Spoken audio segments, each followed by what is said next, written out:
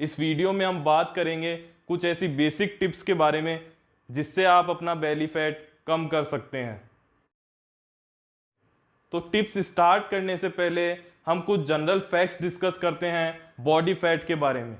सबसे पहले तो आप बॉडी के किसी भी स्पेसिफिक हिस्से से या स्पेसिफिक पार्ट से अपना फैट कम नहीं कर सकते। आपको अपना ओवरऑल बॉडी फैट ही कम करना होगा। अगर कोई मुझे कहे कि क्या मैं चेस्ट की एक्सरसाइज लगा के अपना चेस्ट का फैट कम कर सकता हूँ या आर्म्स की एक्सरसाइज लगा के अपना आर्म्स का फैट कम कर सकता हूँ, तो ये पॉसिबल ही नहीं है। चेस्ट की एक्सरसाइज से आपके चेस्ट मसल जरूर ग्रो करेंगे, लेकिन उससे आपका चेस्ट फैट कम नहीं होने वाला। फैट कम करने के लिए आपको वही कैलोरी डेफिशिएंट में खाना होगा, यानी अपनी मेंटेनेंस कैलोरीज से कम खाना होगा, तभी आप अपना फैट कम कर पाएंगे। Tip 1, eat whole food. आपको होल फूड खाना है। Try to eat complex carbohydrates instead of simple carbohydrates. Complex carbohydrate यानी ओट्स, चपाती, ब्राउन राइस, ये सब आपके ब्लड स्ट्रीम में धीमी गति से रिलीज होते हैं, जिससे आपका ब्लड शुगर स्पाइक नहीं होता है और आपका पेट एक लंबे समय तक भरा रहता है। सिंपल कार्बोहाइड्रेट्स यानी मैदा, पिज़्ज़ास, बर्गर, कार्बोनेटेड ड्रिंक्स, ये सब आपके ब्लड स्ट्रीम में तेज गति से रिलीज होते हैं और आपके ब्लड शुगर को स्पाइक करते हैं। ये सब खाने में बहुत टेस्टी होते हैं, लेकिन इन सब में एक सिंपल इंग्रेडिएंट मिसिंग होता है, जो कि है डाइटरी फाइबर। डाइटरी फाइबर आपके ब्लड शुगर को स्पाइक होने से रोकता है और टॉक्सिन्स को फ्लश आउट करने में मदद करता है। इसलिए आज से ही पिज़्ज़ा बर्गर की जगह ओट्स और चपाती को अपनी डाइट में डालिए, जिससे आपका फैट लॉस इजी हो जाएगा। Second tip, eliminate sugar from your diet. अगर मैं सिंपल शब्दों में कहूँ कि एक ऐसी चीज़ जो मैं अपनी डाइट से हटा दूँ तो मैं फिट हो जाऊँगा, तो वो है टेबल शुगर। टेबल शुगर में खाली कैलोरीज होती है और कुछ भी नहीं। तो आज ही टेबल शुगर को अपनी डाइट से हटाइए, आपका फैट लॉस आसान हो जाएगा।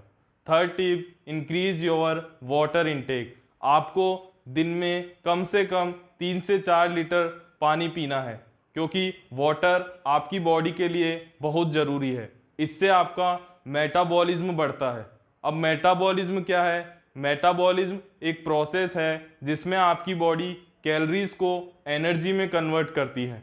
आपका मेटाबॉलिज्म जितना ज़्यादा होगा, उतनी आपकी कैलोरीज ज़्यादा बर्न होगी और आपका फैट लॉस आसान हो जाएगा। आप थोड़ा बहुत ज़्यादा खा भी लेंगे तो भी फैट आपकी बॉडी पे नहीं चढ़ेगा।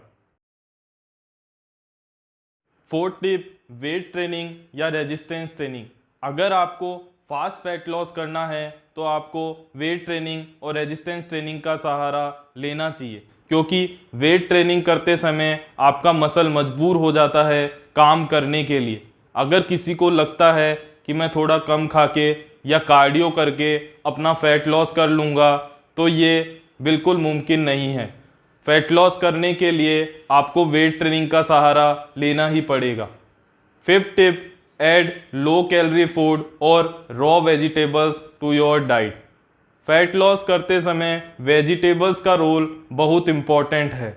वेजिटेबल्स लाइक खीरा, टमाटर, प्याज, पत्ता गोभी, बंद गोभी, इनको आज ही अपनी डाइट में डालिए, क्योंकि इनमें बहुत सारा फाइबर होता है जो आपके डाइजेस्टिव सिस्टम को एक्टिव रखेगा और टॉक्सिन्स को फ्लश आउट करने में मदद करेगा। इनमें इतना डाइटरी फाइबर होता है कि वो आपके ब्लड शुगर को स्पाइक नहीं होने देगा, जिससे आपका फैट लॉस आसान हो जाएगा। Tip 6, increase your protein intake. तीनों मैक्रोन्यूट्रिएंट कार्ब्स, प्रोटीन और फैट में प्रोटीन का बहुत इंपॉर्टेंट रोल होता है। Protein has a vital role in skin repair और मसल रिपेयर। प्रोटीन से आपका मेटाबॉलिज्म भी बढ़ता है, क्योंकि प्रोटीन के कॉम्प्लेक्स स्ट्रक्चर को ब्रेक डाउन करने में आपकी बॉडी को ज़्यादा मेहनत करनी पड़ती है, जिससे आपका पेट लंबे समय तक भरा रहता है।